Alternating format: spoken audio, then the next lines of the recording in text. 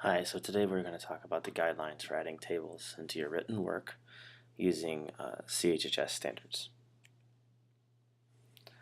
So first and foremost, why do we even want you to use tables in our work? Well, a good table is actually a really good way to summarize your data. And actually it allows the reader to compare different sets of data quickly to maybe come up with their own conclusions based off of what you've already collected or someone else has collected. So what is a good table? In academic and technical work, we generally feel like a good table is one that has integrity and efficiency. So these are two concepts that you need to consider whenever constructing a table. A table has integrity if it presents the data in a full context. In other words, it's not deceiving the reader. Often this is done unintentionally, but there are tables out there that have left out multiple data points, and as a result, it's not truthful to the data. In fact, it sort of deceives the reader. In fact, sometimes it's even done to intentionally deceive the reader. And secondly, you want to make sure that your table is efficient.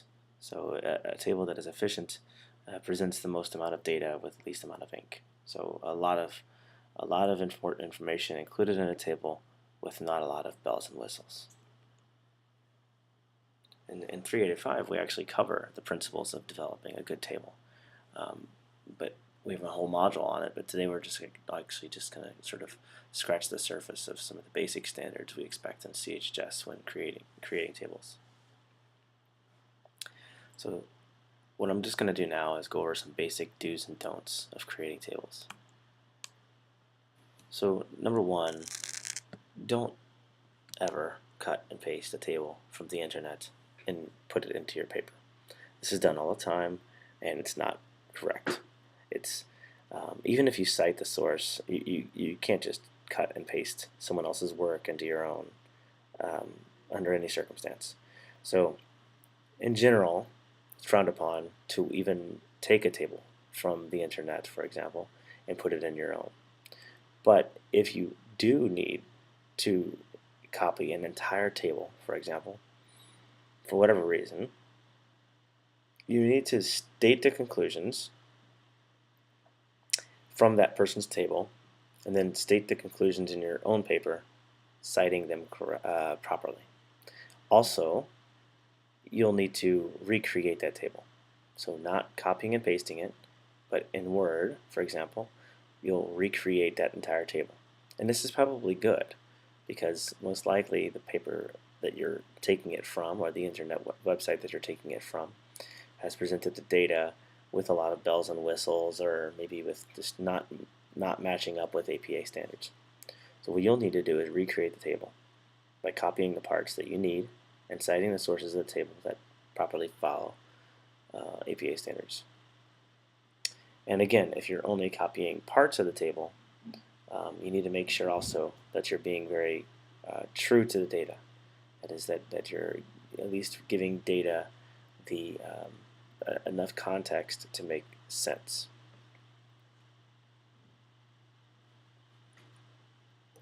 And here's a big pet peeve of ours.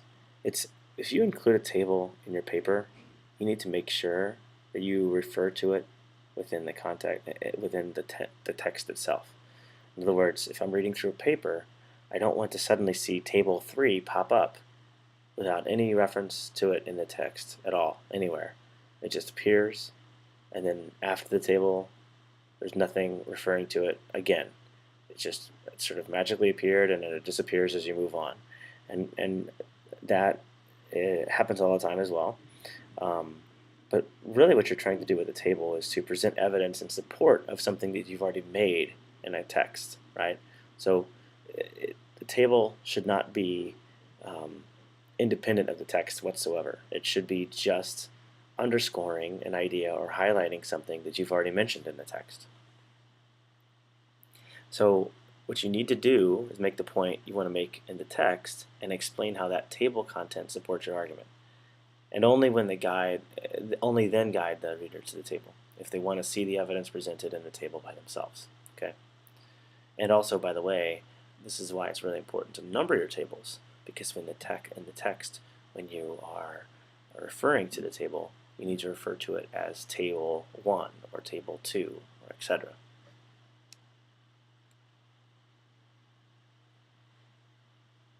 Okay, and also don't forget to put a title on your table. Again, this happens all the time too, where a table is referred to as table 2, and that's it. There's no information other than that.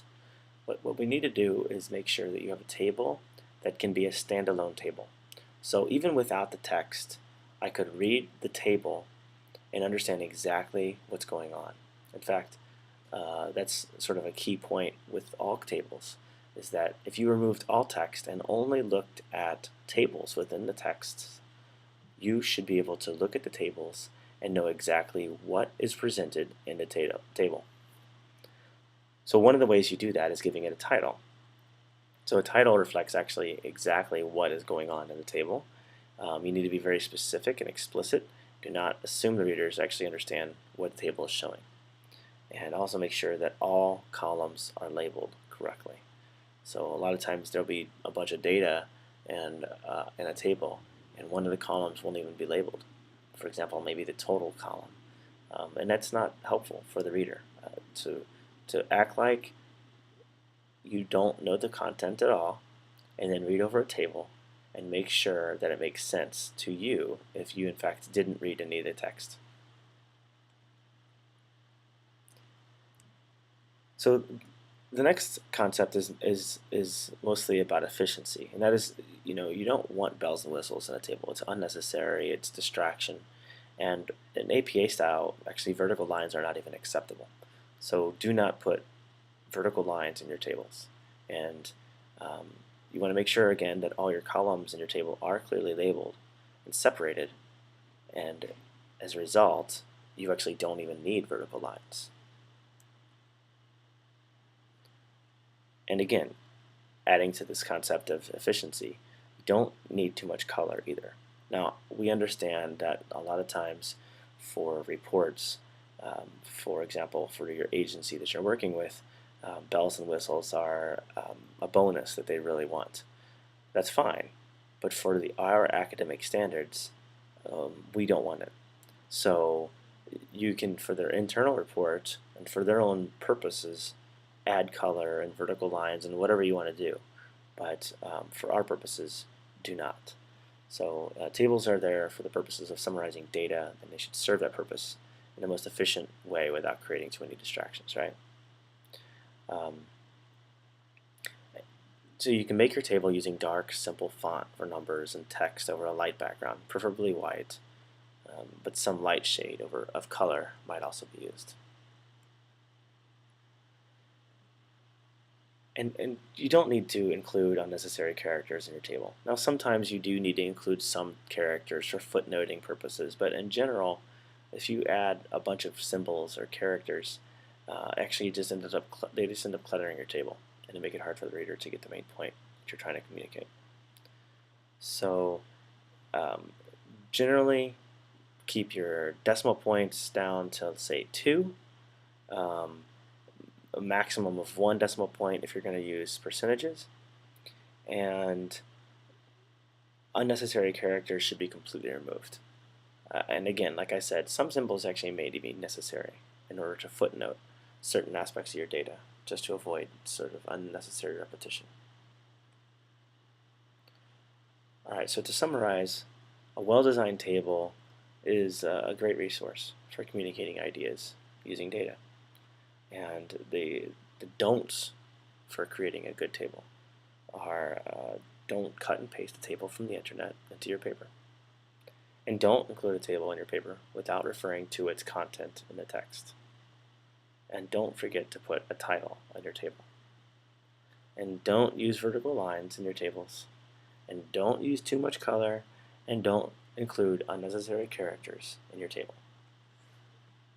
Happy writing.